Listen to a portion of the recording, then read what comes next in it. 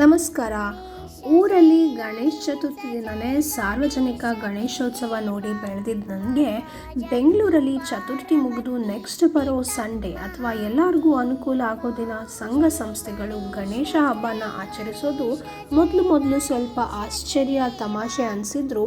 ಆಮೇಲೆ ಗೊತ್ತಾಯಿತು ಅವರು ಹಬ್ಬದ ದಿನ ತಮ್ಮ ಮನೆಯಲ್ಲೇ ಆಚರಿಸಿ ಸಂಘ ಸಂಸ್ಥೆಗಳ ಜೊತೆ ಆಮೇಲೆ ಆಚರಣೆ ಮಾಡ್ತಾರೆ ಅಂತ.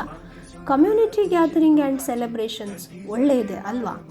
ಈಗ ಯಾಕೆ ಈ ವಿಷಯ ಹೇಳ್ತಾ ಇದ್ದೀನಿ ಅಂದರೆ, ಈ ಸಲ ನಾನು ಗಣೇಶ ಚತುರ್ಥಿಯನ್ನು ಫ್ಯಾಮಿಲಿ ಆ್ಯಂಡ್ ಫ್ರೆಂಡ್ಸ್ ಜೊತೆ ಸಿಂಗಾಪುರದಲ್ಲಿ ಹಬ್ಬದ ಟೈಮಲ್ಲೇ ಆಚರಿಸಿದರೂ ಸೋಷಿಯಲ್ ಮೀಡಿಯಾ ಅಪ್ಡೇಟ್ ಮಾತ್ರ ಸ್ವಲ್ಪ ಲೇಟಾಗಿ ಮಾಡ್ತಾ ಇದ್ದೀನಿ. ಹಾಗಾಗಿ ಗಣೇಶ ಹಬ್ಬದ ಸಂಭ್ರಮ ಲೇಟಾಗಿ ಹಂಚಿಕೊಂಡ್ರೂ ಪರವಾಗಿಲ್ಲ ಅಂತ ಅಷ್ಟೇ.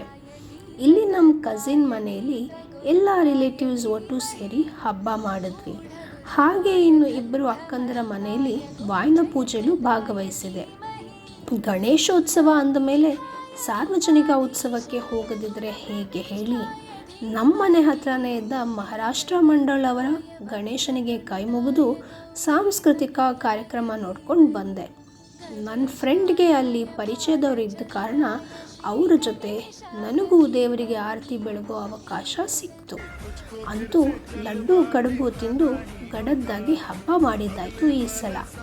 ನಿಮ್ಮ ಹಬ್ಬ ಹೇಗಾಯಿತು ಅಂತ ಹೇಳೋದು ಮರಿಬೇಡಿ ಆಯಿತಾ?